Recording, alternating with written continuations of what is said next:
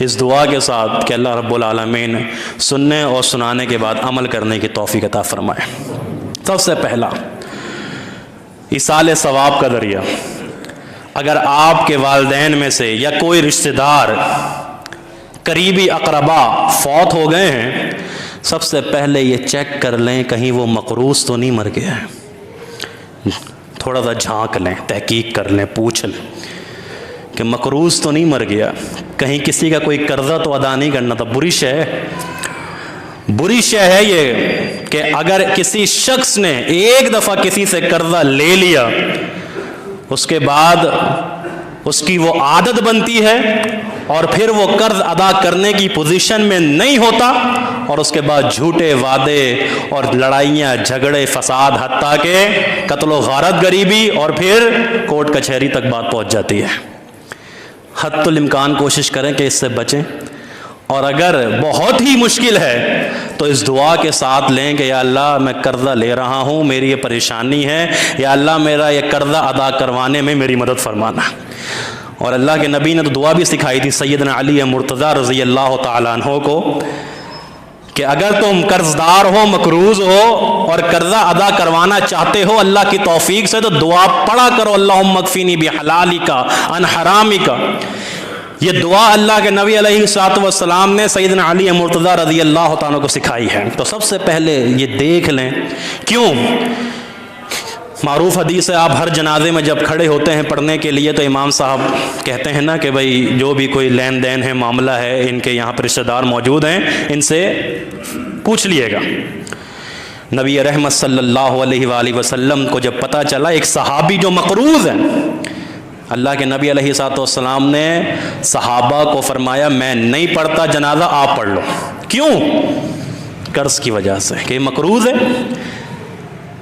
اس نے کسی کا قرضہ دینا ہے، میں اس کا جنازہ نہیں پڑھتا، جنازہ آپ پڑھ لو۔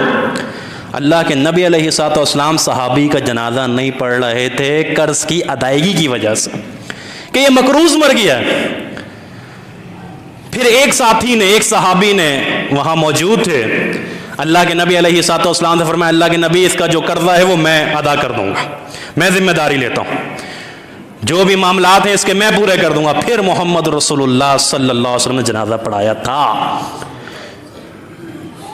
تو اپنے کسی رشتہ دار کو، اپنے کسی اقربا کو، اپنے کسی اچھے دوست کو یا اپنے کسی والدین کو آپ ثواب پہنچانا چاہتے ہیں مرنے کے بعد بھی، تو دیکھ لیں، تھوڑا سا جھانک لیں، تحقیق کر لیں کہ کسی کا کوئی پیسہ تو نہیں دینا۔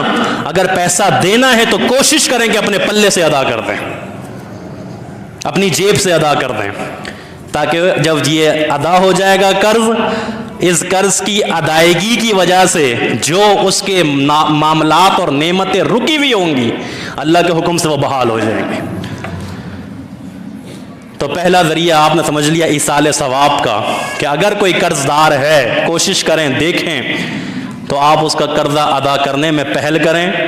نہیں ہو سکتا اکیلے، مل جل کر کریں، لوگوں کے ساتھ بات چیت کریں، کمیٹی بنا لیں، ایک ساتھ مل کے کچھ پیسے جمع کر کے اس مرنے والے کا قرض اپنی طرف سے ادا کر دیں۔ ایصال ثواب کا دوسرا ذریعہ، کوشش کریں کہ وصیت کر کے جائیں، اور وہ وصیت کیا ہو، یعنی جو جائیداد آپ کے پاس موجود ہے، جو مال آپ کے پاس موجود ہے، اس کے تیسرے حصے کی وصیت کرنے کا حکم آپ کو اسلام دیتا ہے۔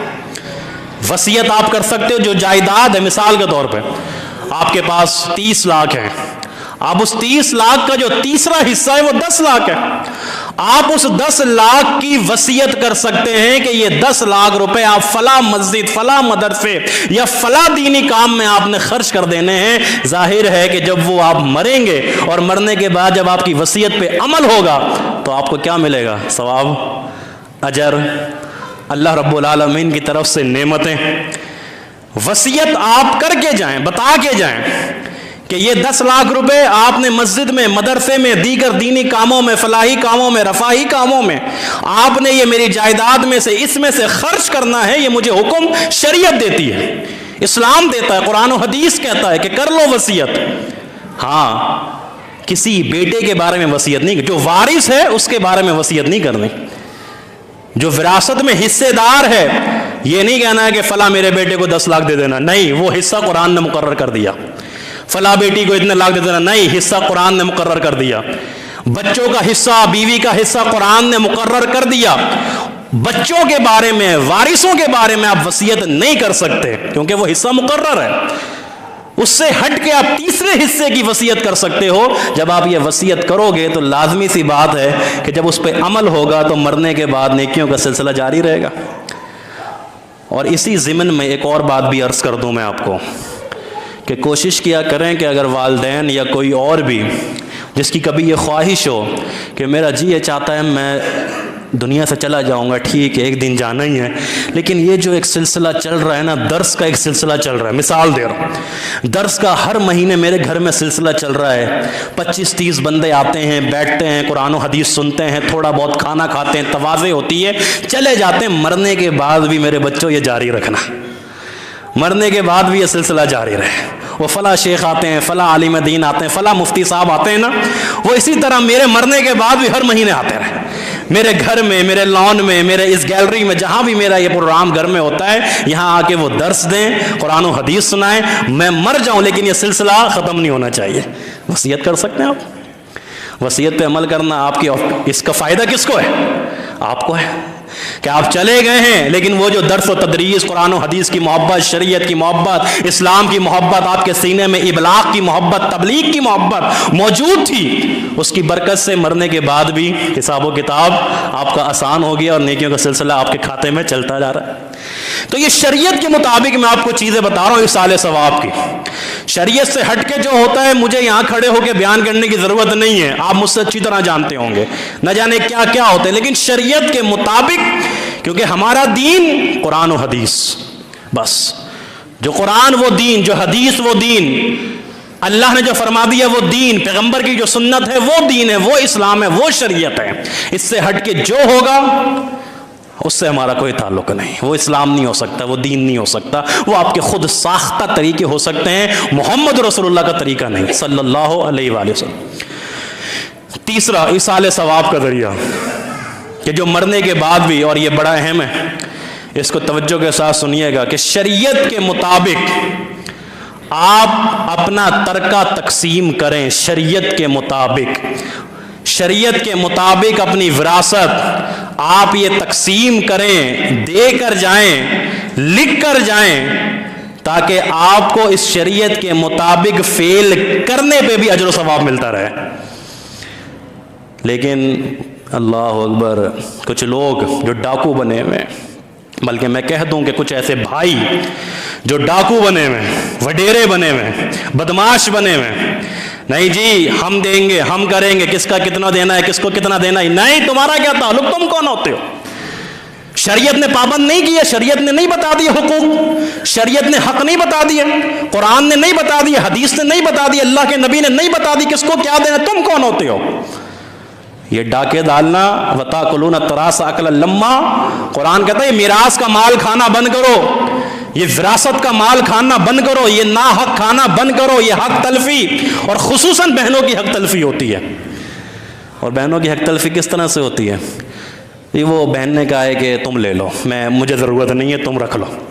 اللہ اکبر. اور یہ مجھے سمجھ میں نہیں آتا کہ یہ بہنیں ہی کیوں کرتی ہیں، یہ بھائی کیوں نہیں کرتے، یہ بہنیں ہی کیوں دے دیتی ہیں یہ بھائی. اور جب کہ بہنوں کو تو بڑھ چڑھ کے دینا چاہیے، پہلے دینا چاہیے، تاکہ ان کے معاملات جو چل رہے ہیں، ان کے ساتھ جو مسائل ہیں وہ دور ہو جائیں. لیکن وہ بھائی کی محبت میں نرم دل ہے نا، صنف نازک ہے، بھائی نے کہہ دیا ابھی تو تجھے دیکھ ضرورت نہیں ہے، تیرا شوہر بھی ہے، تیرا چل رہا ہے معاملہ بھی، دے دے مجھے، لے لیو مجھ سے. بہن نے کہا لے لینا. بھائی بہن ہی کیوں کہتی ہے، کبھی بھائی نے ایسا کیوں نہیں کہا؟ دو وَتَأْكُلُونَ التُّرَاثَ أَكْلًا لَمًّا. اور یہ اتنا خطرناک معاملہ ہے نا، یہ دولت کا، مال کا، وراثت کا، حقدار کو حق دینے کا. یہ شیطان ایسے حملے کرتا ہے، ایسے لوگ بھی ہمارے معاشرے میں موجود ہیں اور میرے علم میں موجود ہیں، میری معلومات میں موجود ہیں، کہ جو مسجد کے صف اول کے نمازی ہیں، لیکن جب ان سے وراثت کی بات کی جائے، حضرت اس پہ کوئی بات نہیں کرنی، میں اس پہ بات نہیں کرنا چاہتا، وہ ہم دیکھ لیں گے، ہمارا معاملہ ہے. اگر مسجد کے امام صاحب کے پاس، مولوی صاحب کے پاس، خطیب صاحب کے پاس وراثت کا مسئلہ لے کے خاندان کا کوئی آ جائے اور جس نے مسئلہ کریٹ کیا ہوا ہے اس کو بھی بلا لیا جائے تو وہ کیا کہتا ہے؟